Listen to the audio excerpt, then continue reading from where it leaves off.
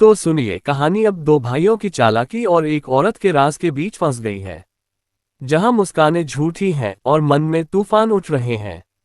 दासी की बात सुनते ही जुए लिंगलोंग ने उत्तर राजकुमार महल में ज्यादा देर नहीं की। तुरंत उठी, लू महल लौटी और लुई को खबर दी कि वीर प्रताप उनसे मिलना चाहते हैं।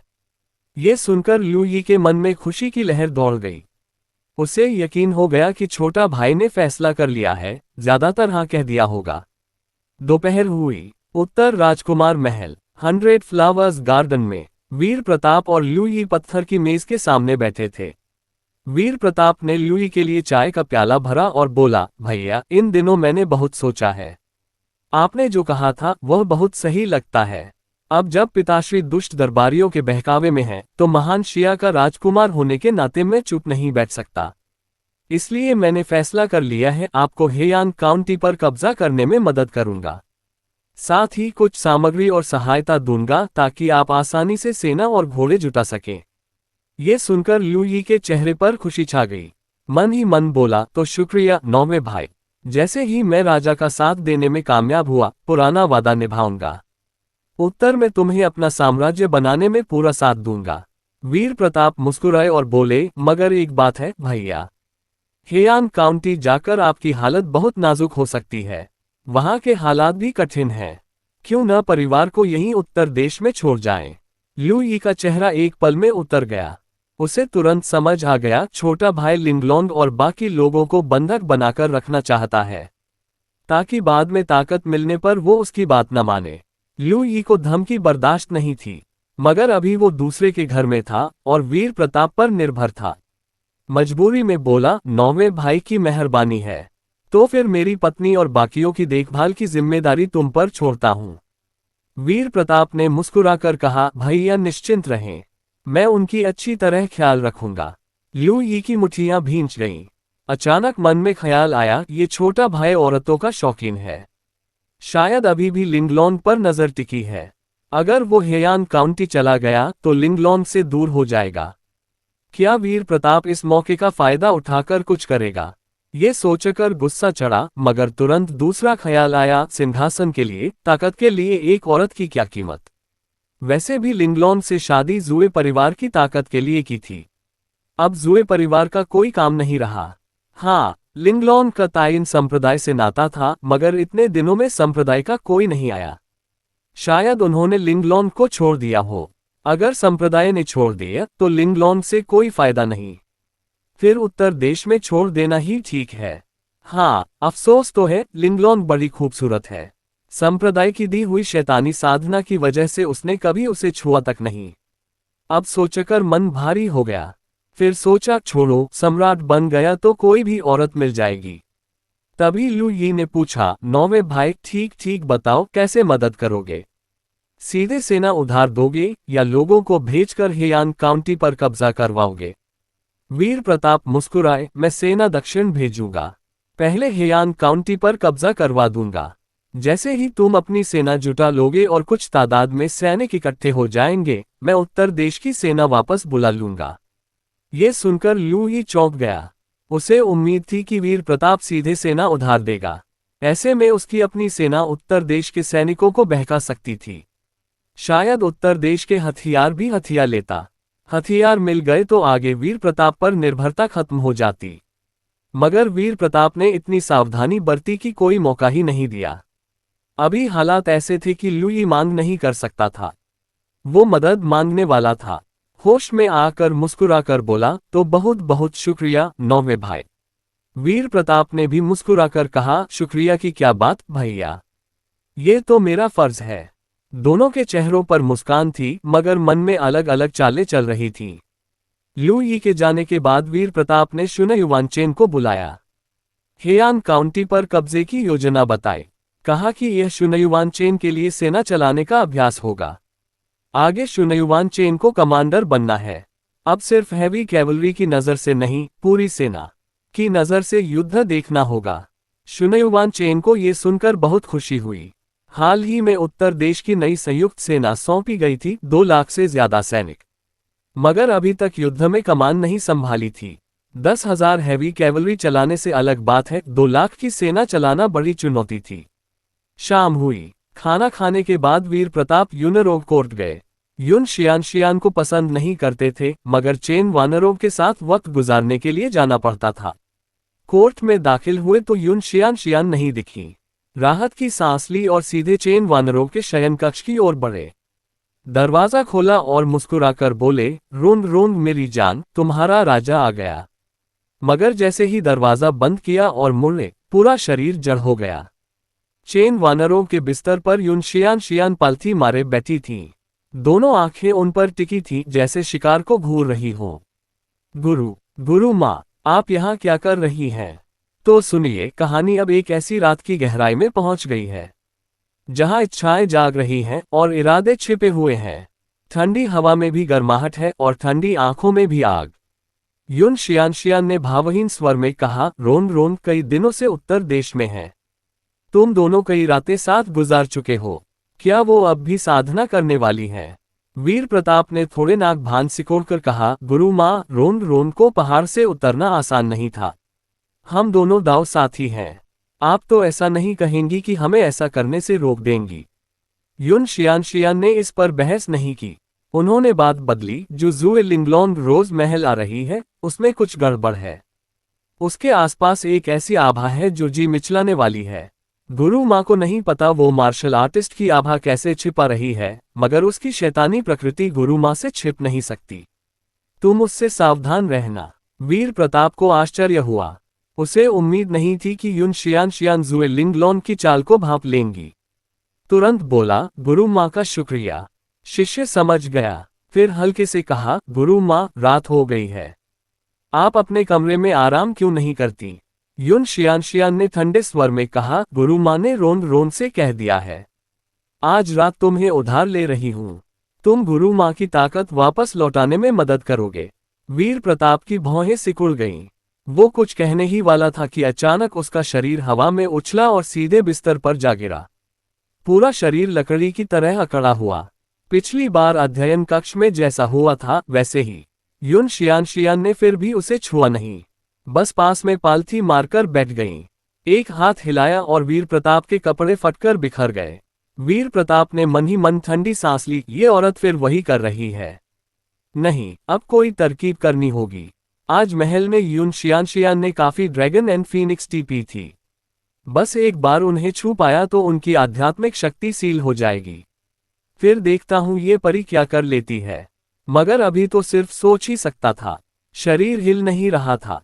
अंदर की आध्यात्मिक ऊर्जा फिर से जागी, उसके शरीर पर चक्र बनाने लगी। युन शियान का ठंडा चेहरा देखकर वीर प्रताप के मन में आग भड़क उठी। सच में इस औरत को अभी दबा देना चाहता था, मगर इसी वजह से उसने महसूस किया कि दोनों की साधना और भी परफेक्ट हो गई है।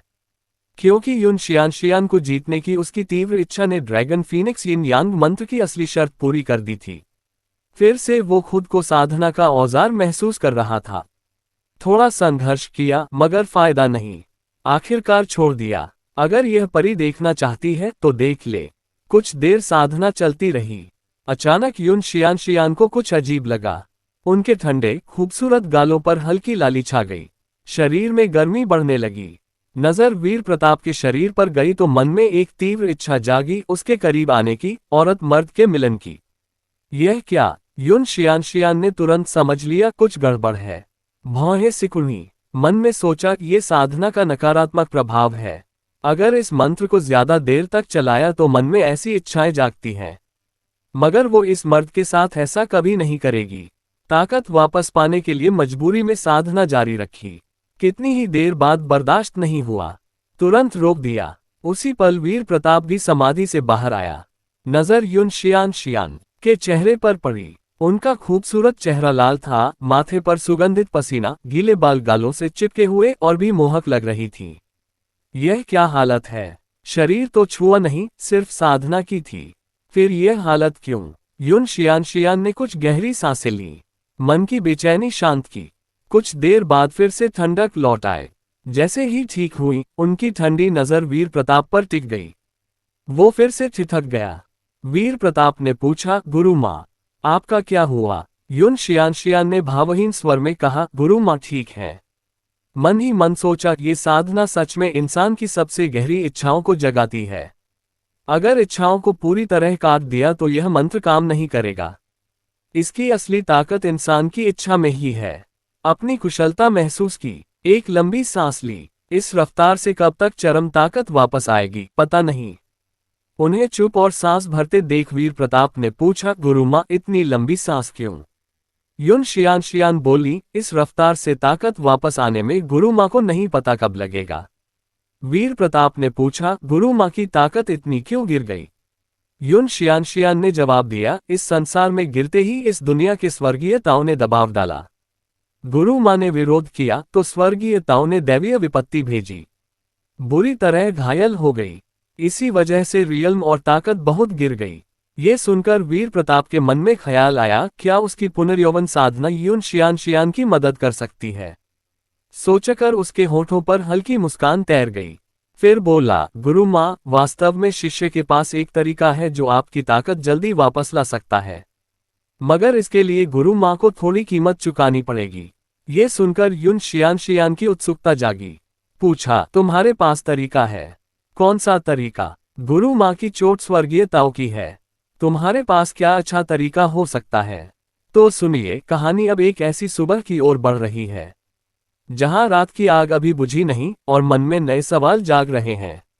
युन शियान ने भावहीन स्वर में कहा, अगर तुम्हारे पास कोई तरीका है तो बताओ, मगर अगर बेकार साबित हुआ तो फिर कभी इस बारे में मुंह मत खोलना। वीर प्रताप ने मुस्कुराकर कहा, गुरु माँ अगर यकीन नहीं करती तो शिष्य चुप रहता है। युन शियान ने थोड़ा सोचा, इस लड़के के पास ड्रैगन फीनिक्स यिन यांग मंत्र जैसी उच्च साधना है, मतलब उसके पास कोई बड़ा अवसर जरूर रहा होगा। शायद सच में कोई तरीका हो।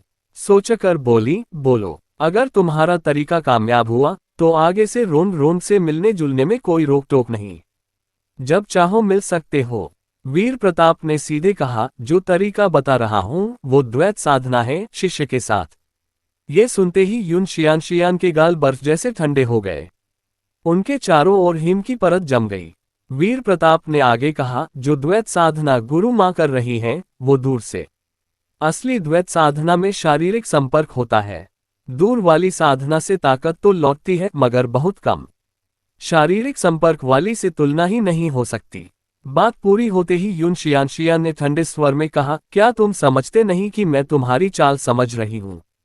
गुरु पर ही ऐसी बुरी नियत, क्या डर नहीं लगता कि गुस्से में आकर तुम्हें मार डालूं? वीर प्रताप ने शांत स्वर में कहा, शिष्य मानता है कि गुरु माँ बेरहम नहीं है। युन शियान बोली, बस इस बारे में आगे कभी मत बोलना। उन्हें क्या पता नहीं था कि असली द्वैत साधना के लिए रोन और वीर प्रताप जैसा शारीरिक मिलन जरूरी है, मगर वो अपने ही शिष्य के साथ ऐसा कैसे कर सकती है? ये हरामी लड़का गुरुघात की सोच भी रखता है, कहकर युन शियान उठी, एक हाथ हिलाया और पल भर में गायब हो गई। अगले ही पल चेन वानरों बिस्तर पर प्रकट हुई।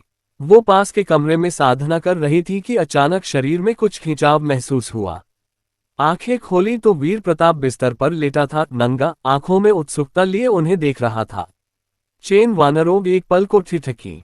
गुरु माँ ने तो कहा था कि वीर प्रताप से जरूरी बात करनी है, फिर वो नंगा क्यों? क्या दोनों ने? चेन वानरों चौंक गई। कैसे मुमकिन है? गुरु माँ भी तो वीर प्रताप की गुरु माँ है, कैसे वो गुरुघात कर सकता है? उसे खाली खाली देख वीर प्रताप समझ गया कि वो कुछ गलत समझ रही है, मगर समझाने का मन नहीं था। युन शियान ने उसे इतना गुस्सा दिलाया था कि जैसे ही चेन वानरों होश में आई, वीर प्रताप ने उन पर छलांग लगा दी, उन्हें बिस्तर पर दबा लिया। चेन वानरों कुछ पूछने ही वाली थी कि अगले ही पल उनके होंठ उस शैतान के होठों से बंद हो गए। मम मम मम, चेन वानरों ने सोचा, जो भी बात है बाद में पूछ लूंगी। उधर शुनयुवान परिवार, शुनयुवान चेन शुनयुवान चाओगे से कुछ बात कर रहे थे कि शुनयुवान युन की घर लौटी।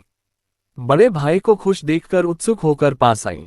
शुनयुवान चेन ने मुस्कुराकर कहा, छोटी बहन, तेरे लिए अच्छी खबर है। शुनयुवान युनकी ने उत्सुक होकर पूछा, क्या खबर? शुनयुवान चेन ने गर्व से कहा, कुछ दिनों में तेरा बड़ा भाई दक्षिण सेना लेकर जा रहा है, तब यान काउंटी की पूरी रक्षा तेरे हाथ में होगी। शुनयुवान युनकी ने यान काउंटी के पास गार्ड बटालियन संभाली थी, मगर शुनयुवान चेन ने पूरी तरह नहीं छोड़ी थी। बटालियन में ढेर सारे सैनिक थे, उन्हें डर था कि युनकी अभी पूरी कमान नहीं संभाल पाएगी। मगर अब वो दक्षिण जा रहा है तो पूरी बटालियन युनकी के हाथ में। यह उसके लिए कमान सीखने का बड़ा मौका था। ये सुनकर शुनयुवान युनकी एक पल को ठिठकी। उसे उम्मीद नहीं थी कि बड़े भाई को सेना लेकर दक्षिण जाने का मौका मिलेगा। रुकिए, दक्षिण सेना लेकर? तुरंत पूछा, क्या राजकुमार सिंहासन की लड़ाई करने वाले हैं? शुनयुवान चेन बोले, नहीं, राजकुमार सिर्फ लुई को हेयान काउंटी पर कब्जा करवाने में मदद करेंगे। फिर लुई राजधानी की ताकत की परीक्षा लेगा। शुनयुवान युनकी बोली, अच्छा। उनका चेहरा थोड़ा उदास हो गया।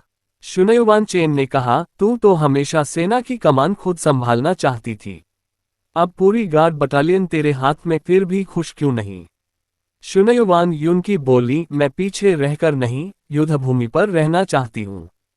कहकर वो मुड़कर अपने कमरे की ओर चली गई। उन्हें जाते देख शुनयुवान चेन ठिठक गए। तभी शुनयुवान चाओगे बोले, अरे, युनकी को दिखता नहीं कि राजकुमार उसे पसंद करते हैं और उसे चोट नहीं पहुंचाना चाहते।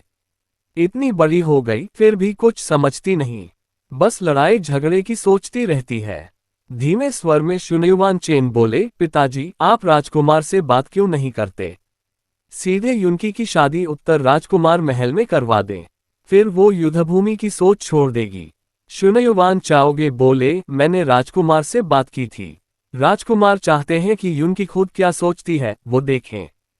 फिर सांस ली, छोड़ो, जो होगा देखा जाएगा। तू अगले कुछ दिनों में अच्छी तैयारी कर ले, दक्षिण जाना सावधानी से। शुनयुवान चेन बोले, समझ गया पिताजी। सुबह सुबह वीर प्रताप चेन वानरों की नर्म कमर थामे थे। चेहरा उनके बालों में छिपाए सुगंध ले रहे थे। चेन वानरों होश में आईं। पूछा, कल रात तुम और गुरु माँ कमरे में क्या कर रहे थे? सवाल सुनकर वीर प्रताप मुस्कुराए, तुम्हें क्या लगता है? चेन वानरों ने शरीर मोड़ा, मुड़कर वीर प्रताप की ओर देखा। आंखों में देखकर पूछा, क्या तुम दोनों ने भी वैसा ही किया? वीर प्रताप ने पूछा, ईर्ष्या हो रही है? चेन वानरों ने उदासीन स्वर में कहा, नहीं। वीर प्रताप बोले, फिर ऐसी बात क्यों पूछ रही हो? चेन वानरों ने भावहीन चेहरा बनाकर कहा, बस यूं ही पूछ लिया। तो सुनिए कहानी। अब एक ऐसी सुबह की ठंडी हवा में बह रही है, जहां रात की आग अभी बुझी नहीं और मन में सवालों की आंधी चल रही है। चेन वानरों का मन ईर्ष्या से नहीं जल रहा था। गुरु माँ के साथ कुछ हुआ भी तो क्या, मगर उनके मन में हमेशा कुछ अजीब सा लगता था। पहले लिन वान्युन को वो अपनी माँ जैसी मानती थी, फिर वह शैतान वीर प्रताप ने लिन वान्युन के साथ। अब सोच रही थी कि क्या सच में उसने अपनी गुरु माँ पर भी हाथ डाला? क्या ये हरामी इतना नीचे गिर सकता है कि गुरु शिष्य का धर्म भी भूल जाए? उनका चेहरा बर्फ जैसा ठंडा था। वीर प्रताप हंसे और बोले, मैंने तो सोचा था कि गुरु माँ के साथ कुछ गलत कर लूं, मगर अफसोस वो सेलेस्टियल हैं, मैं उनके सामने कुछ नहीं। कल रात उन्होंने मेरे शरीर की जांच की, कहा कि मेरा शरीर खास है, हम दोनों पूरी तरह निर्दोष हैं। ये सुनकर चेन वानरों की आंखों में शक छा गया। निर्दोष? क्यों लग रहा है कि बात कुछ और है? उन्होंने सीधे पूछा, तुम्हारी गुरु माँ के प्रति कोई गंदी सोच नहीं है? वीर प्रताप ने शरारत भरी मुस्कान के साथ कहा, गंदी सोच से क्या मतलब? क्या तुम्हें लगता है कि हम जो करते हैं वो सब गंदा है? चेन वानरों ने जवाब नहीं दिया। उनके मन में कभी भी जो होता था वो पवित्र नहीं लगता।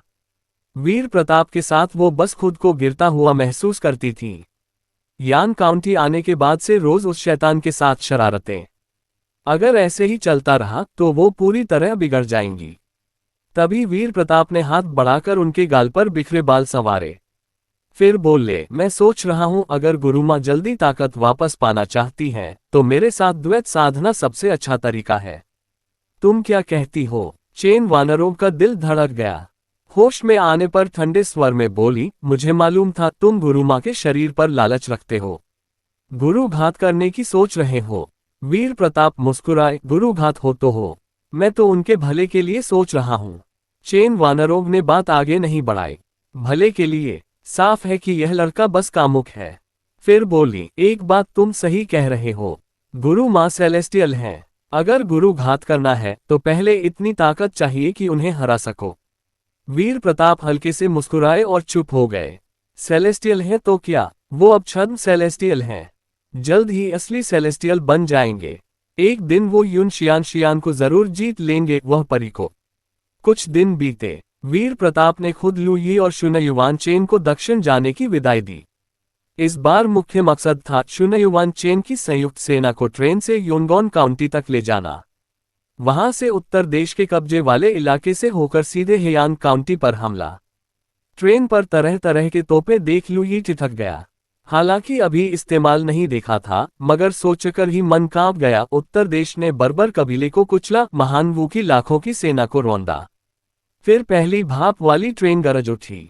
हू की आवाज के साथ धीरे धीरे रफ्तार पकड़ी। लोहे का वह विशालकाय राक्षस दूर बढ़ता गया। लू यी फिर से हक्का बक्का रह गया। तो यह है अखबारों में लिखा हुआ बिना जानवरों वाली ट्रेन। कितनी भयानक क्षमता! और यह ट्रेन थकती भी नहीं। इस रफ्तार से 2 लाख सैनिक कुछ ही दिनों में हेयान काउंटी पहुंच जाएंगे। ट्रेन के प्लेटफॉर्म पर खड़े लू यी को लगा जैसे वो किसी दूसरे संसार में आ गए हों। उत्तर देश के पास ऐसे डरावने यांत्रिक आविष्कार क्यों है? और उत्तर राजकुमार को उत्तर देश में ज्यादा दिन भी नहीं हुए। क्या ये सच में इस दुनिया की चीजें हैं? उसी वक्त जुए लिंगलोंग और ताइन दिव्य संप्रदाय के लोग भी उतने ही हैरान थे। लिंगलोंग तो लू यी को विदा करने आई थी, थोड़ा रोना धोना, दुखी होने का नाटक करना था। मगर इतने बड़े ट्रेन के बेड़े को देखकर वो सब भूल गईं। नजरें ट्रेनों पर टिक गईं, जैसे कील ठोक दी गई हो। मन में सोचा, क्या ये तथाकथित ट्रेनें अमर लोक की चीजें हैं? क्या वीर प्रताप के पीछे सच में अमर हैं? अब सोचकर देखें तो उत्तर देश की अनोखी चीजें बहुत हैं। यान काउंटी में सब कुछ इस दुनिया से अलग लगता है। बहुत सी चीजें ऐसे हैं जो यहाँ की नहीं मालूम पड़ती। और उत्तर राजकुमार की नीतियां भी बाकी दुनिया से बिल्कुल अलग हैं। लू यी और बाकी लोग ट्रेनों को जाते हुए देख रहे थे। वीर प्रताप के होठों पर हल्की मुस्कान तैर गई। पुराने जमाने के लोगों के लिए ये चीजें सच में बहुत उन्नत हैं। तभी वीर प्रताप बोले, भैया, हेयान काउंटी पहुंचकर अगर कुछ चाहिए तो सीधे जनरल शुनयुआन से कहना, वो मुझे खबर पहुंचा देंगे। आवाज सुनकर लू यी होश में आया। थोड़ा खोया खोया बोला, हाँ हाँ शुक्रिया चेन। पास में खड़ी जुए लिंगलोन भी होश में आई। लू यी से बोली, महाराज, दक्षिण जाकर अपना बहुत ख्याल रखना। वून वून वून कहते कहते रोने लगी। दुखी होने का पूरा नाटक। ये देख वीर प्रताप मन ही मन हंसे। यह मोहिनी सच में अच्छी अभिनेत्री है। शायद लू यी के जाते ही महल में आकर उसे बहकाने की फिराक में होगी। लू यी ने जुए लिंगलोंग को देखा, फिर वीर प्रताप की ओर मुड़ा। बोला, लिंगलोंग, मैं गया तो कोई परेशानी हो तो चेन से मिलना। वो तुम सबकी अच्छी तरह देखभाल करेगा। फिर वीर प्रताप के कंधे पर हाथ रखकर कहा, चेन, लिंगलोंग की जिम्मेदारी तुम पर। वीर प्रताप ने मुस्कुराकर कहा, भैया निश्चिंत रहें, मैं लिंगलोंग का पूरा ख्याल रखूंगा। किसी को उन्हें सताने नहीं दूंगा। लू यी बोला, तेरे वादे से मन को शांति मिली। अब मुझे जाना है। कहते ही उनकी निजी रक्षकों वाली ट्रेन प्लेटफॉर्म पर रुकी। लू यी सीधे डिब्बे में चढ़ गए। चेन, अगली मुलाकात में पीते हैं। वीर प्रताप बोले, जरूर भैया, सावधानी से जाना। थोड़ी देर में ट्रेन चल पड़ी। दूर बढ़ती गई। जुए लिंगलोंग का रोना और जोर हो गया। आखिरकार इतना दुखी हुई कि शरीर ढीला पड़ गया। अगर पास की दासियां न थामती तो जमीन पर बैठ जाती। ये नाटक देख वीर प्रताप फिर मन ही मन हंसे। आदमी जा चुका, मगर मोहिनी अभी भी ड्रामा कर रही है, कमाल की लगन है। सोचा, अब कब आएगी मेरे पास। फिर जुए लिंगलोंग से बोले, लिंगलोंग, चिंता मत करो, भैया का सफर सुरक्षित रहेगा। हेयान काउंटी में पांव जमा लेने के बाद कोई आएगा तुम्हें लेने। ज्यादा दिन नहीं लगेंगे। रोते हुए जुए लिंगलोंग बोली, आपकी शुभकामनाएं स्वीकार हैं। बस यही दुआ है कि मेरे महाराज सुरक्षित लौटें। वीर प्रताप बोले, ट्रेन अब बहुत दूर चली गई। लिंगलोंग, घर जाकर आराम करो। रो रोकर बीमार मत पड़ जाना। भैया को पता चलेगा तो दुख होगा। जुए लिंगलोंग बोली, चेन का शुक्रिया, मैं पहले चलती हूँ। फिर लू महल की दासियों के सहारे स्टेशन से चली गईं। जैसे ही शुनयुआन चेन और उनकी 2 लाख सेना योनगॉन काउंटी पहुंची, खबर राजधानी और हेयान काउंटी में लू योंग हुआई राजकुमार के बेटे तक पहुंच गई।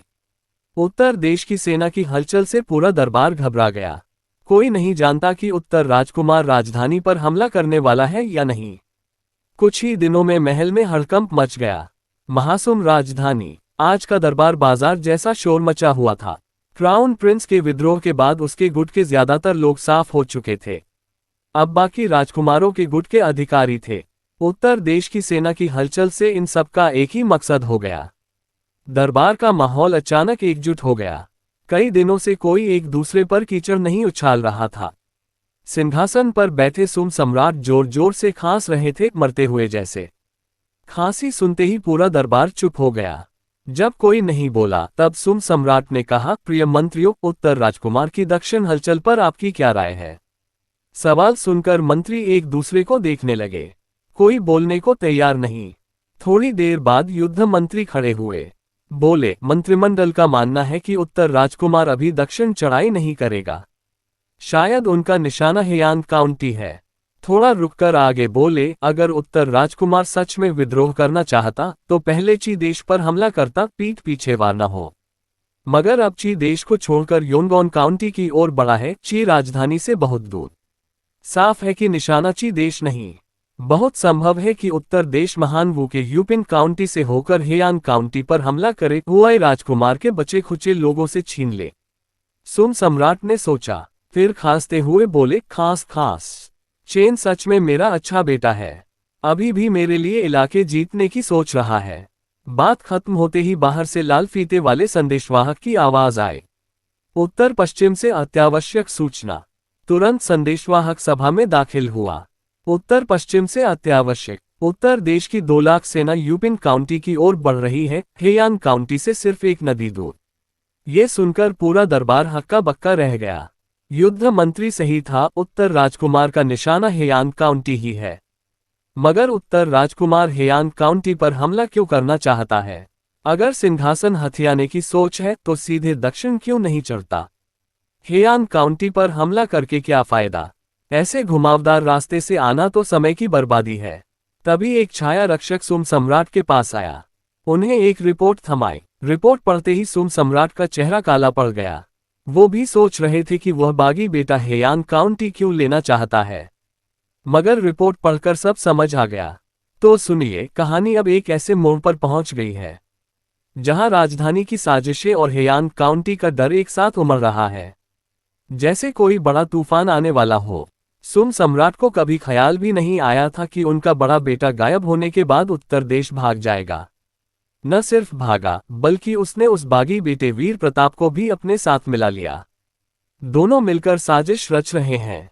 जब वीर प्रताप ने हेयांग काउंटी पर हमला किया तो शायद अपना कब्जा करने के लिए नहीं, बल्कि लू यी को सेना देकर उसे मोहरा बनाया। लू यी दरबार की ताकत को कमजोर करेगा और वीर प्रताप पीछे से तमाशा देखेगा। सुम सम्राट की अंतर्ज्ञान बहुत तेज था। छाया रक्षकों की रिपोर्ट पढ़ते ही उन्होंने उत्तर देश की सेना भेजने का असली मकसद भांप लिया। सुबह की सभा खत्म होते ही सुम सम्राट सीधे राजकीय उद्यान पहुंचे। वहां यू चांग किंग और फू होंगचो पहले से इंतजार कर रहे थे। लू यी और उत्तर राजकुमार के गठजोड़ की खबर सुनकर यू चांग किंग मुस्कुराए। लगता है ज्यादा दिन नहीं लगेंगे, उत्तर राजकुमार दक्षिण चढ़ाई करेगा। सुम सम्राट ने पूछा, वृद्ध यू को ऐसा क्यों लगता है? वो अभी लू यी को सहारा दे रहा है। लू यी को मोहरा बनाकर दरबार की ताकत कम करवा रहा है। जल्दी दक्षिण कैसे आएगा? यू चांग किंग ने आगे कहा, पूर्व महल स्वामिनी का साथ है। उत्तर राजकुमार अब ज्यादा टाल मटोल नहीं कर सकता। मेरी राय में लू यी को सेना देकर उसे ताकतवर बनाकर एक तो दरबार की ताकत की जांच कर रहा है, दूसरा अपनी दक्षिण चढ़ाई की तैयारी।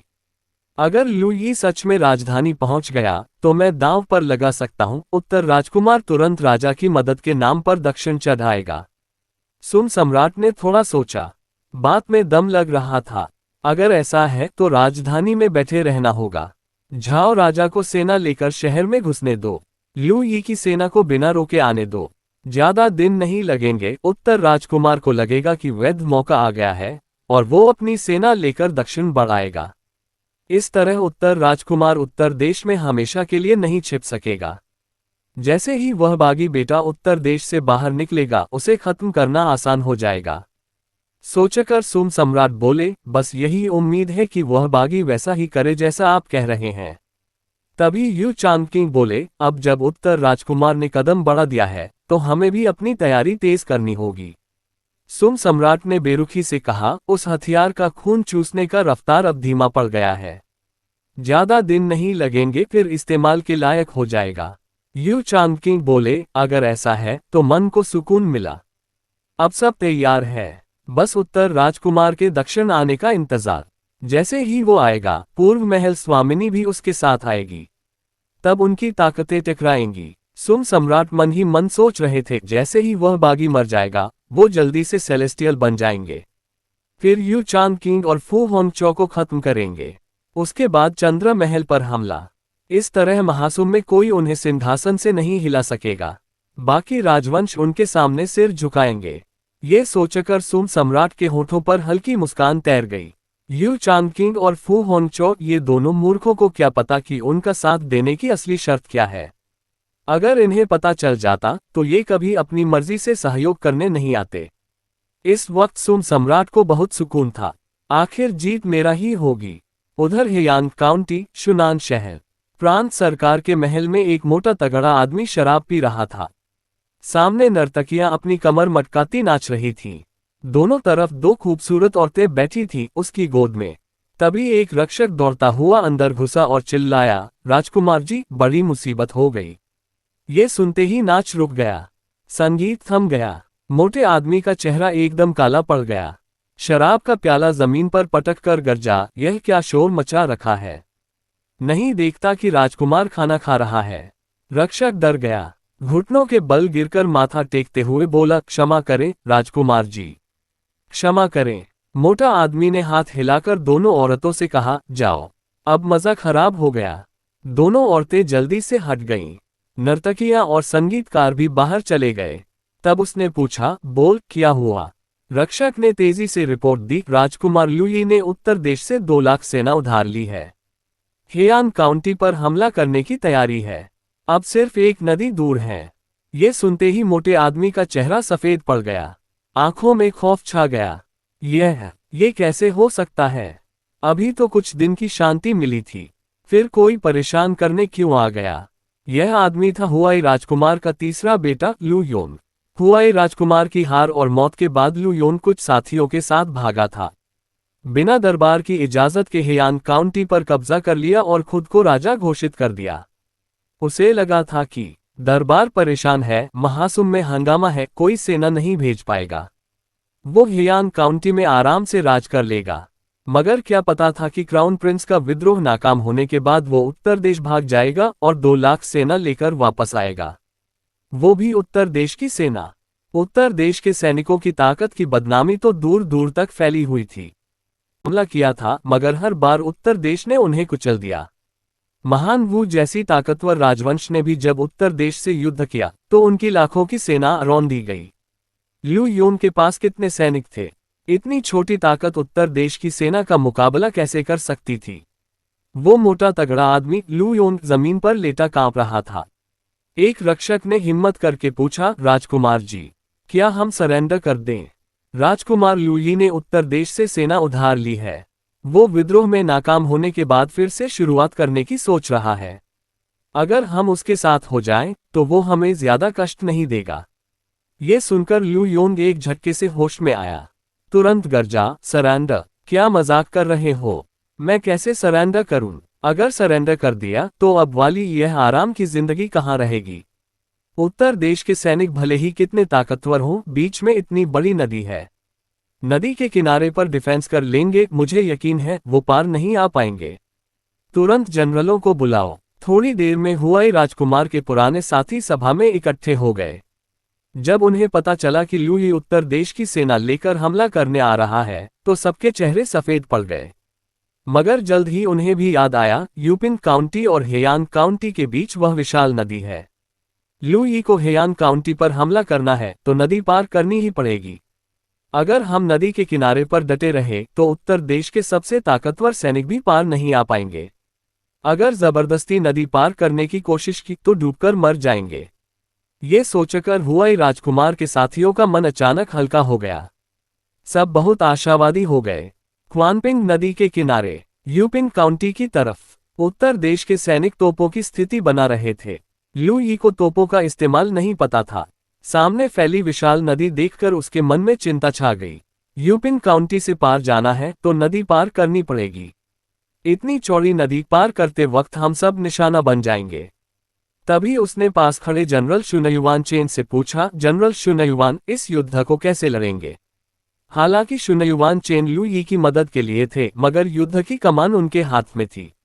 लू यी देखना चाहता था कि शुनयुआन चेन नदी पार करने की समस्या कैसे हल करेंगे। नदी की ओर देखकर शुनयुआन चेन कुछ कहने ही वाले थे कि एक सैनिक आया और बोला, राजकुमार जी, जनरल जी, नदी पार करने वाली नावें तैयार हैं। ये सुनकर शुनयुआन चेन ने लू यी की ओर मुड़कर कहा, राजकुमार जी, निश्चिंत रहिए। 3 दिन से ज्यादा नहीं लगेंगे, हम दूसरी तरफ पहुंच जाएंगे। शुनयुआन चेन ने लू यी के सवाल का सीधा जवाब नहीं दिया। लू यी को उत्तर देश की तोपों की ताकत का अंदाजा नहीं था। इस बार बहुत सारी भारी तोपें साथ लाई गई थीं। इन तोपों की मारक क्षमता नदी की चौड़ाई से कहीं ज्यादा थी। तोपों की आड़ में उत्तर देश के सैनिक आसानी से पार कर लेंगे। शुनयुआन चेन का इतना भरोसा देख लू यी की भौहें सिकुड़ गईं। मगर वो कुछ कह नहीं सका। शुनयुआन चेन उसके आदमी नहीं थे। तभी शुनयुआन चेन ने दूरबीन निकाली और दूसरी तरफ देखने लगे। दूसरी तरफ भी खतरा भांप लिया था। वहां डिफेंस की तैयारी चल रही थी। लू यी को दूरबीन देख उत्सुकता हुई। वो क्या है? पूछने ही वाला था कि शुनयुआन चेन ने दूरबीन उसे थमा दी। राजकुमार जी, ये दूरबीन है। इससे दूसरी तरफ की हर चीज साफ दिखती है। जरा देखिए। लू यी ने थोड़ा ठिठका। मगर उत्तर देश में इतनी अनोखी चीजें देखी थी, ट्रेन जैसा विशालकाय आविष्कार देखा था, तो अब हैरानी कम हो गई थी। उसने दूरबीन आंखों से लगाई। दूसरी तरफ की हर घटना ऐसे दिखी जैसे सामने हो। सब कुछ बिल्कुल साफ। लू यी ने मन ही मन सोचा, ये चीज सच में कमाल की है। दुश्मन की स्थिति देखने के लिए बहुत उपयोगी।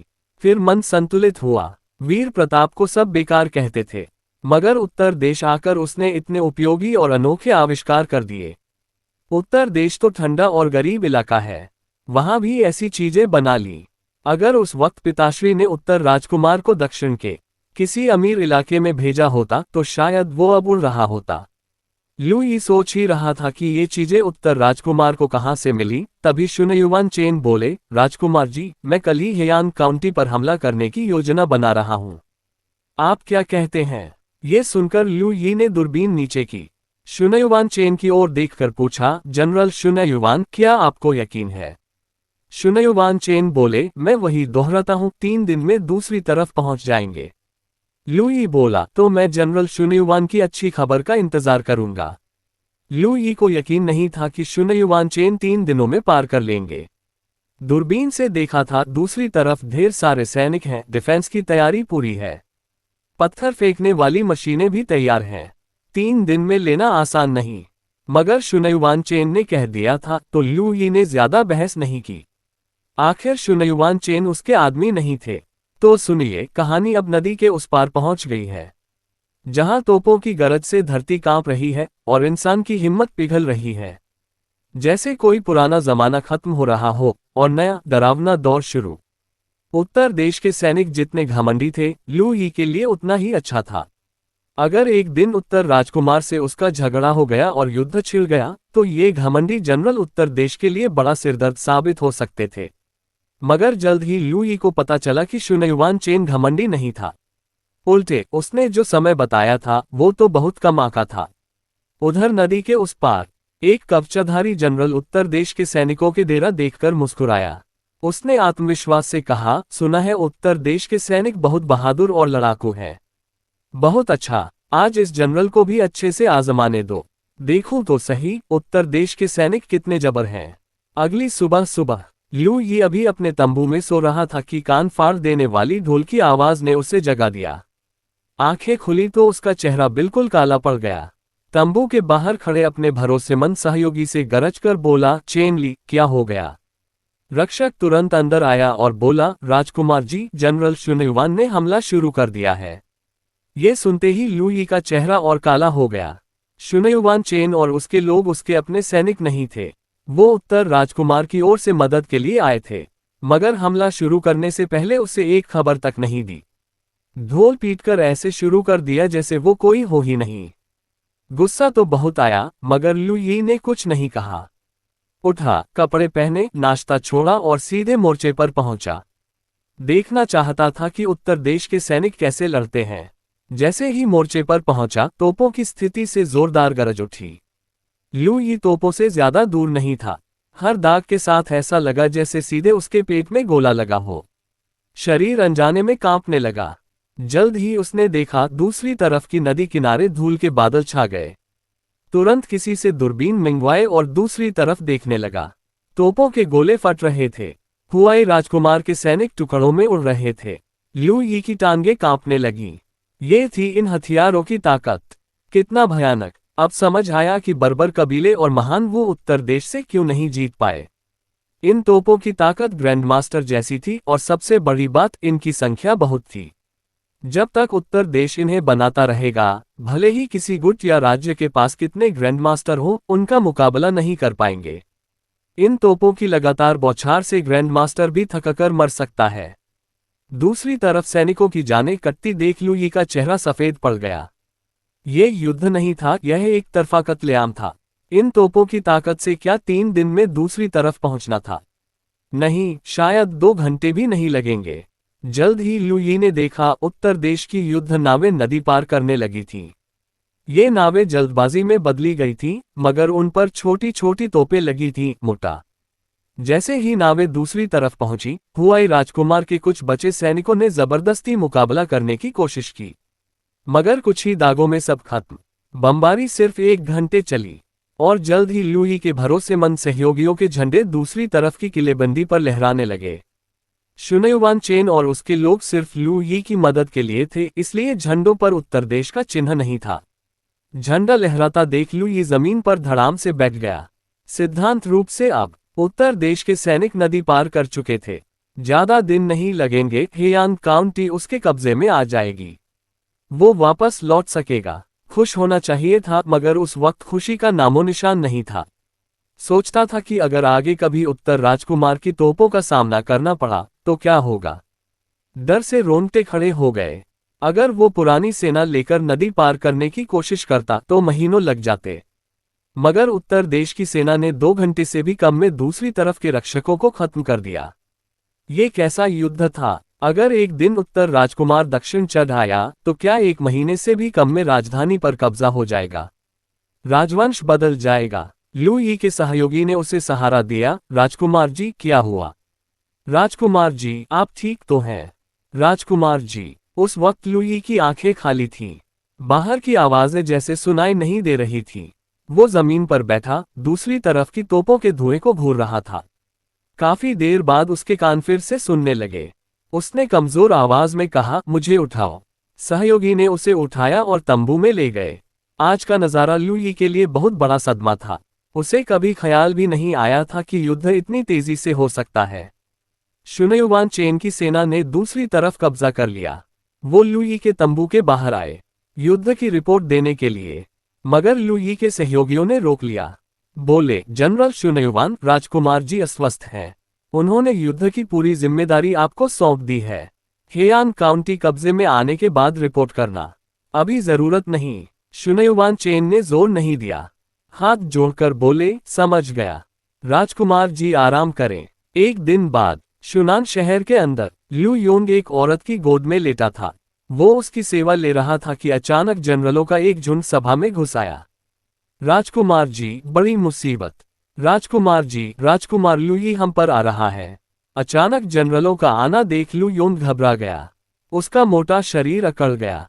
औरत के ऊपर लेटा ही रह गया, उठ नहीं पाया। डरते हुए बोला, ये कैसे हो सकता है? नहीं हो सकता। क्वानपिंग नदी के बीच में उत्तर देश के सैनिक इतनी जल्दी कैसे पार कर आए? जनरलों ने देखा राजकुमार औरत के ऊपर लेटा हुआ है, जैसे मोटा सुअर। उठने की कोशिश कर रहा है मगर उठ नहीं पा रहा। सबके मन में और घबराहट बढ़ गई। वे लोग पहले ही हारकर भागे थे। मुश्किल से एक जगह मिली थी। सोचा था कि यहाँ ऐश कर लेंगे, मगर अब लू यी आ गया। तभी एक जनरल बोला, सबने देखा न उत्तर देश ने जो हथियार इस्तेमाल किया। अगर ऐसे ही चला तो हम सब मर जाएंगे। दूसरे ने सुझाव दिया, क्यों न सरेंडर कर दें। राजकुमार लुई को अभी आदमी चाहिए। वो हमें परेशान नहीं करेगा। ये सुनकर लू योंग, जो अभी भी औरत के ऊपर लेटा था, बोला, हाँ सरेंडर। मैं सरेंडर करता हूँ। मगर बात पूरी होते ही सबकी नजरें उस पर टिक गईं। आंखों में निर्दयी हत्या की चमक।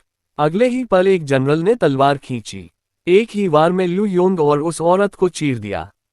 लू योंग मरते वक्त भी नहीं समझ पाया कि ये वही लोग थे जिन्होंने उसे पिता की जगह पर बिठाया था, और अब इन्होंने ही उसे मार डाला।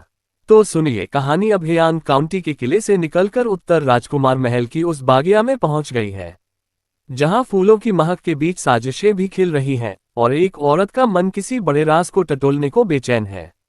लू योन की मौत के बाद उसके साथी उसका सिर उठाकर उत्तर देश की सेना के सामने ले आए। घुटनों के बल गिरकर सरेंडर कर दिया। शुनयुवान चेन ने हमला शुरू करने के बाद से आधे महीने से भी कम में पूरी हियान काउंटी अपने कब्जे में ले ली। इन दिनों लू ही अपने तंबू से बाहर नहीं निकला, मगर बाहर क्या हो रहा है यह उसे अच्छी तरह पता था। पहले दिन से ही उसे अंदाजा था कि लू योन का अंत क्या होगा। शुनयुवान चेन ने नदी पार करने का काम सिर्फ एक दिन में निपटा दिया। हुआई राजकुमार के साथियों पर उत्तर देश की तोपों की बौछार पड़ी तो उनके मन में विरोध की हिम्मत कहाँ बची। शुनयुवान चेन ने पूरी हेयान काउंटी पर कब्जा कर लिया। फिर वो लू यी के तंबू के बाहर आए रिपोर्ट देने, मगर इन दिनों वो लू यी से नहीं मिले थे। पता था कि राजकुमार सदमे में है, किसी से मिलना नहीं चाहते। अब हेयान काउंटी जीत ली गई। हुआई राजकुमार का सिर कट गया। उसके साथी लू यी के सामने सरेंडर कर चुके थे। अब लू यी का नंबर था मंच पर आने का। शुनयुवान चेन ने तंबू के बाहर से जोर से कहा, राजकुमार जी, हेयान काउंटी जीत ली गई है। हुआई राजकुमार के साथियों ने उसका सिर आपके सामने रख दिया है। अब आगे क्या करना है? आवाज सुनकर तंबू के अंदर लू यी जोर जोर से खांसने लगा। बाहर खड़ा उसका भरोसेमंद सहयोगी जल्दी से बोला, जनरल शुनयुवान, राजकुमार जी पिछले कुछ दिनों से बीमार हैं। अभी ठीक नहीं हुए। आप पहले उन लोगों को हिरासत में ले लें। राजकुमार जी ठीक हो जाएं, तब देखेंगे। शुनयुवान चेन ने ज्यादा जोर नहीं दिया। बोले, ठीक है। फिर मुड़कर नदी के उस पार चले गए। कुछ दिन बीते। लू यी की तबीयत में थोड़ी सुधार हुआ। उसने हुआई राजकुमार के साथियों को सजा नहीं दी। मन ही मन उसे पता था ये लोग भरोसे के काबिल नहीं। एक बार सरेंडर कर चुके हैं तो बार बार कर सकते हैं। अगर एक दिन उसका और वीर प्रताप का झगड़ा हुआ तो ये लोग उसे मारकर सरेंडर कर देंगे या बांधकर उत्तर देश भेज देंगे। मगर मजबूरी थी, अभी उसके पास आदमी नहीं थे। इनको रखना पड़ेगा। उत्तर देश के सैनिक भले ही ताकतवर थे, मगर कोई भी उसका अपना नहीं। जल्द ही ये सब उत्तर लौट जाएंगे। उसे जल्दी अपनी सेना बनानी थी। उत्तर देश के युद्ध देखकर लू यी का मन और बेचैन हो गया। उसे जल्दी ताकत जुटानी थी। फिर किसी तरह उत्तर देश से तोपों का नक्शा हथियाना था। वो अब पिछड़ा नहीं रह सकता था।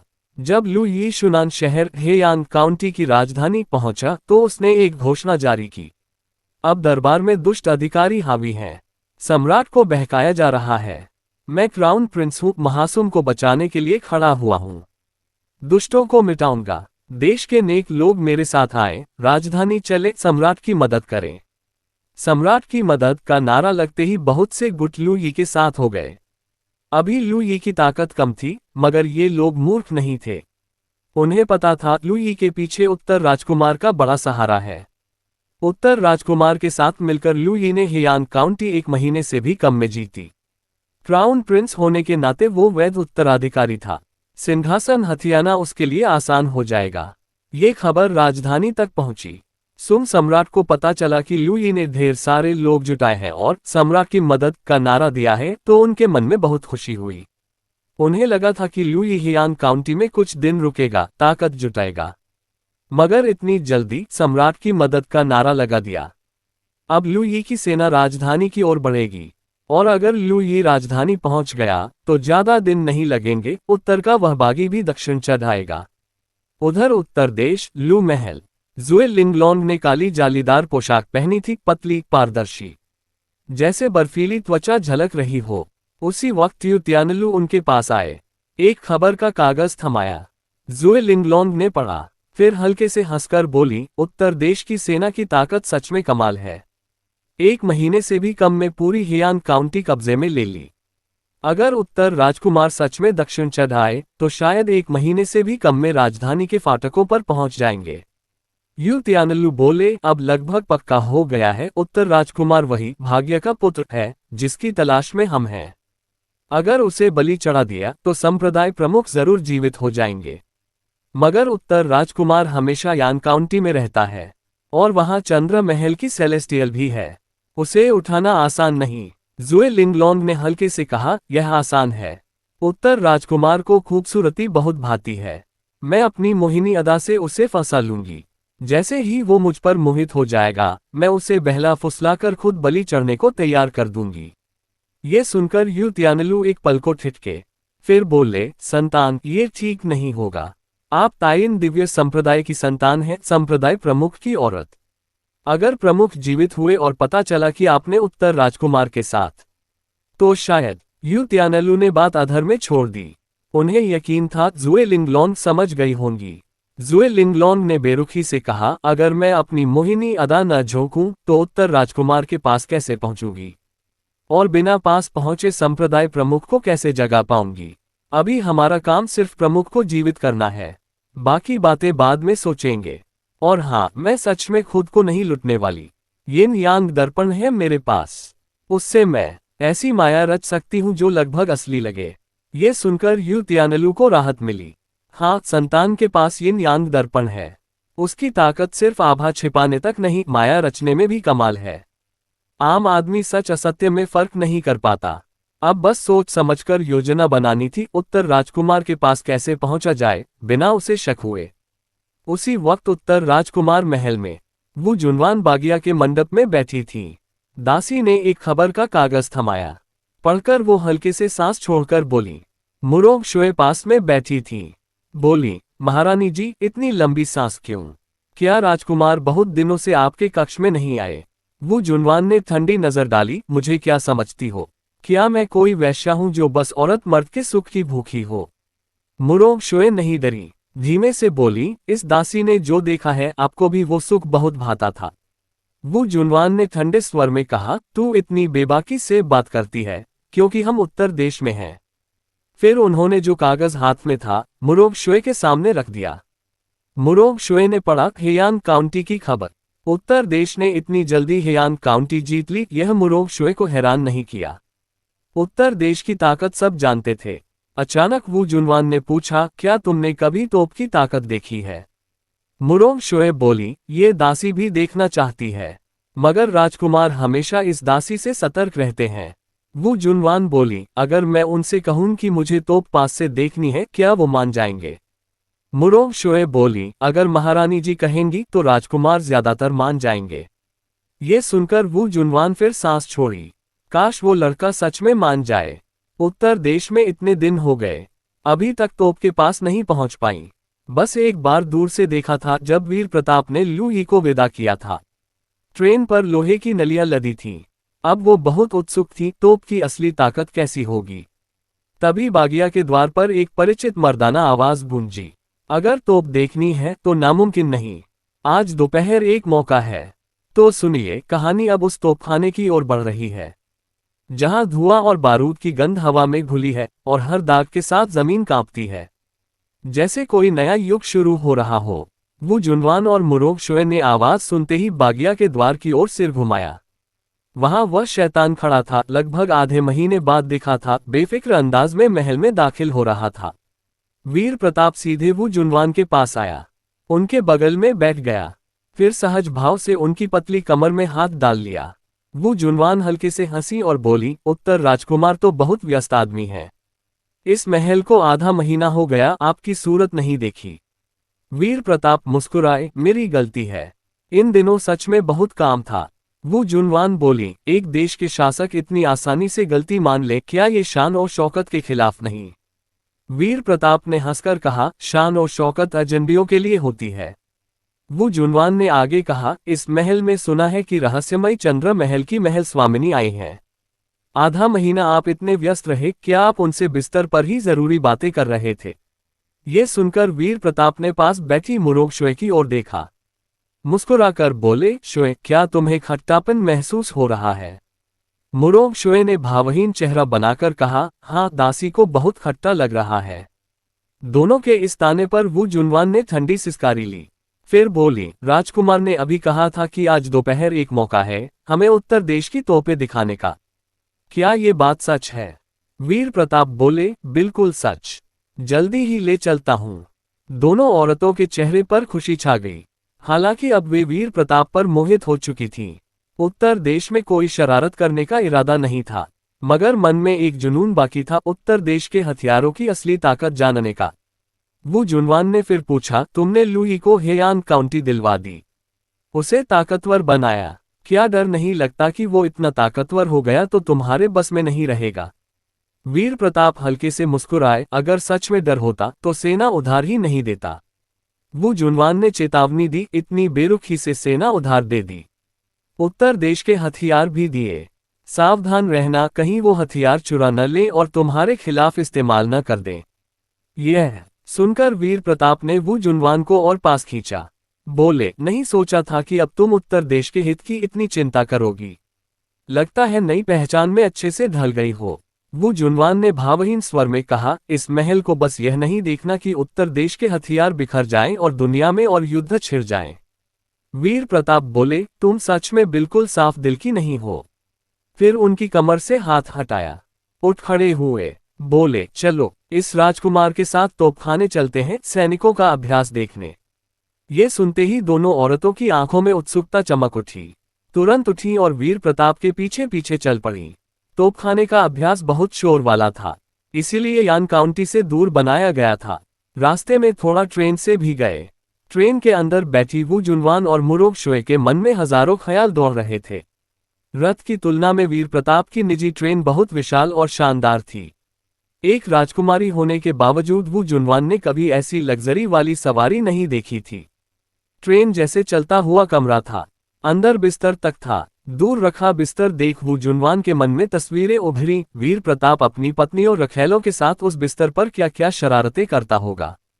दोनों औरतें खोई खोई थीं कि वीर प्रताप बोले, आज रात ट्रेन में ही सोएंगे, वापस नहीं लौटेंगे। ये सुनकर दोनों चौंक गईं।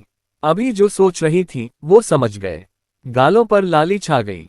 तभी दूर से गरज जैसी आवाज आए, लगातार घनी गरज। दोनों औरतें चौंक गईं। ये गरज नहीं थी, आसमान साफ था, ऐसी घनी गरज नहीं हो सकती। पहले इकट्ठी खबरों से पता था उत्तर देश के हथियारों की आवाज गरज जैसी होती है। लगता था तोपखाना नजदीक आ गया। तभी ट्रेन की सीटी बजी। ट्रेन धीमी हुई, थोड़ी देर में रुक गई। वीर प्रताप दोनों औरतों को लेकर बाहर निकले। जैसे ही बाहर कदम रखा, बारूद की तेज गंध आई। वो जुनवान और मुरोग शुए ने कभी इतनी तेज बारूद की महक नहीं सूंघी थी। दोनों को बहुत तकलीफ हुई। फिर आवाज की दिशा देखकर दोनों ने एक साथ उसी तरफ नजर डाली जहां से गरज आ रही थी। वो जुनवान ने पूछा, क्या यही उत्तर देश की तोपों की आवाज है? वीर प्रताप बोले, हाँ, हालांकि इसे तोपों की दागने की आवाज कहना ज्यादा सही है। वो जुनवान ने वीर प्रताप की ओर मुड़कर पुष्टि की, क्या तुम सच में हमें अपने सैनिकों का अभ्यास दिखाने ले जा रहे हो? हम दोनों दुश्मन देश से आए हैं जासूसी करने। हालांकि अब वे दोनों वीर प्रताप के साथ शादी का रिश्ता निभा चुकी थीं। अनगिनत बार एक दूसरे के साथ सुख भोग चुकी थीं। मगर यह रिश्ता कितना मजबूत है ये कहना मुश्किल था। औरतों का मोहिनी जाल सबसे आम हथियार होता है। तो सुनिए, कहानी अब उस तोपखाने के मैदान में आ पहुंची है, जहां बारूद की गंध हवा में घुली हुई है और हर दाग के साथ जमीन थरथराती है, जैसे कोई पुराना युग खत्म हो रहा हो और नया भयानक दौर शुरू। भले ही दोनों औरतें बिस्तर पर वीर प्रताप से गहरी मोहब्बत का इजहार करती हो, प्रिय कहकर पुकारती हो, फिर भी वे कभी भी धोखा दे सकती हैं। वो जुनवान और मुरोग शुए को हमेशा यही लगता था कि वीर प्रताप उन्हें पूरी तरह भरोसा नहीं करते। बस उनकी ताकत इतनी ज्यादा है कि उन्हें चिंता नहीं कि ये दोनों महल से कोई राज चुरा लेंगी। उत्तर देश की तोपें देश का सबसे बड़ा राज थीं। वो जुनवान को अभी भी यकीन नहीं हो रहा था कि वीर प्रताप उन्हें ये राज दिखाने को तैयार हो गए। वीर प्रताप मुस्कुराए और बोले, इतनी दूर तक आ गए हैं, अब क्या सच में लगता है कि मैं मजाक कर रहा हूं? वो जुनवान ने हल्के से जवाब दिया, उम्मीद है कि बाद में पछतावा नहीं होगा। वीर प्रताप ने कोई परवाह नहीं की, सीधे दोनों औरतों को अभ्यास मैदान में ले गए। जैसे ही सैनिकों को पता चला कि राजकुमार आ रहे हैं, उन्होंने अभ्यास तुरंत रोक दिया। 2 कतारों में खड़े होकर वीर प्रताप का इंतजार करने लगे। वीर प्रताप मैदान में दाखिल हुए तो सबने एक स्वर में कहा, राजकुमार जी को प्रणाम। राजकुमार जी की जय जय जय। मैदान में घुसते ही वीर प्रताप बोले, मेरी चिंता मत करो, अभ्यास जारी रखो। आदेश सुनते ही सैनिक अपनी जगहों पर लौट गए। तब तक वू जुनवान और मुरोग शोए की नजरें फायरिंग रेंज पर रखी तोपों पर टिक चुकी थीं। वे सैनिकों के हर छोटे छोटे काम को ऐसे घूर रही थीं मानो एक भी कदम छूट न जाए। थोड़ी देर बाद एक सैनिक ने तोप की डोरी खींची, फिर जोरदार धमाका हुआ। लक्ष्य वाला इलाका उड़ गया, धूल के बादल उड़ने लगे। ये देखकर दोनों औरतें स्तब्ध रह गईं। वू जुनवान के दिल में एक धक्का सा लगा। कोई आश्चर्य नहीं कि उत्तर देश ने महान वू राजवंश को इतनी आसानी से हरा दिया। वे तोप चलाने वाले सैनिकों की रियल महसूस कर रही थी, ज्यादातर पहली श्रेणी के, कुछ तो उस स्तर तक भी नहीं पहुंचे थे। बस थोड़ी ज्यादा ताकत वाले आम आदमी। एक साधारण आदमी ऐसी भयानक हथियार चला सकता है। एक गोला ग्रैंडमास्टर को मार सकता है, महान ग्रैंडमास्टर को भी हिला सकता है। अगर इनकी संख्या ज्यादा हो तो दूसरे राजवंशों के मार्शल आर्टिस्ट उत्तर देश के सामने आम आदमी से ज्यादा कुछ नहीं, सही कहें तो चींटियों से भी कम। तभी सैनिकों ने तोपों की सामूहिक बौछार की। पल भर में दूर का लक्ष्य क्षेत्र बड़े बड़े गड्ढों से भर गया। उड़ती धूल कई मीटर ऊंची दीवार सी बन गई। ये देख वू जुनवान पूरी तरह हक्की बक्की रह गई। मुरोग शोए के मन में भी यही ख्याल आया, अगर द युए राजवंश उत्तर देश से टकराया तो उनकी हार तय है। लगता है आज़ादी मिलने में अब ज्यादा दिन नहीं लगेंगे। वीर प्रताप से उनका पुराना समझौता था, द युए राजवंश के हारते ही वो आज़ाद हो जाएंगी। उत्तर देश के पास ऐसे हथियार हैं तो द युए की हार तय है। मुरोग शोए को अचानक एक उलझन हुई, आज़ाद होने के बाद वो क्या करेगी? उत्तर देश छोड़कर किसी विद्वानों वाले शांत शहर में बस जाएंगी। तोपों की गरज लगातार गूंज रही थी, मगर दोनों औरतों के मन तोपखाने से कहीं दूर भटक चुके थे। बहुत देर बाद वीर प्रताप ने देखा कि दोनों खोई हुई हैं। बोले, क्या खुद आजमा कर देखना चाहोगी? आवाज सुनकर वो जुनवान होश में आई। बोली, लगता है आप सच में डरते नहीं कि मैं इन तोपों की बनावट समझ लूंगी। वीर प्रताप कुछ कहने ही वाले थे कि वो जुनवान ने आगे कहा, जरूरत नहीं, मैंने काफी देख लिया। इन तोपों का इस्तेमाल मुश्किल नहीं है। असली मारक ताकत इन धातु के गोले में है, न कि तोप में। उनकी उदासीनता देख वीर प्रताप बोले, अगर दिलचस्पी नहीं तो चलो दूसरी जगह देखते हैं, बाकी सैनिक कैसे अभ्यास करते हैं। फिर वीर प्रताप दोनों को दूसरे अभ्यास मैदानों में ले गए। आधा दिन बीत गया। वो जुनवान ने देखा कि डरावने हथियारों के अलावा उत्तर देश की सेना की ट्रेनिंग और अनुशासन बिल्कुल अलग है।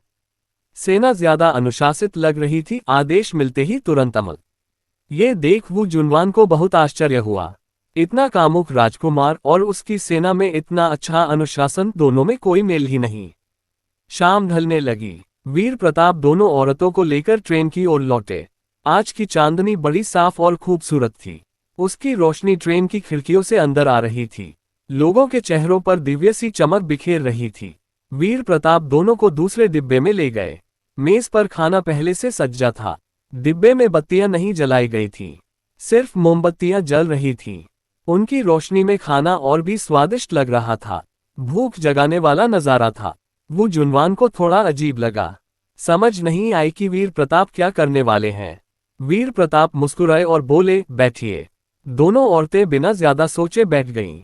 खाना खाने लगीं। सच कहें तो राजकुमार महल का खाना उनके स्वाद के मुताबिक था। महल में रहने के बाद बाहर का खाना अब उन्हें अच्छा नहीं लगता था। तभी वो जुनवान बोली, सुना है कि हर शाम राजकुमार अपनी पत्नियों और रखैलों के साथ खाना खाते हैं। आज उनसे क्यों नहीं गए? तो चलिए दोस्तों, आज के लिए बस इतना ही। अगर आपको यह वीडियो अच्छी लगी हो और आप इसके नए एपिसोड जल्दी देखना चाहते हो तो लाइक करें, चैनल को सब्सक्राइब करें और कमेंट में कुछ भी लिख दें। तो चलिए दोस्तों, वीडियो यहीं खत्म करते हैं। बाय बाय, फिर मिलेंगे।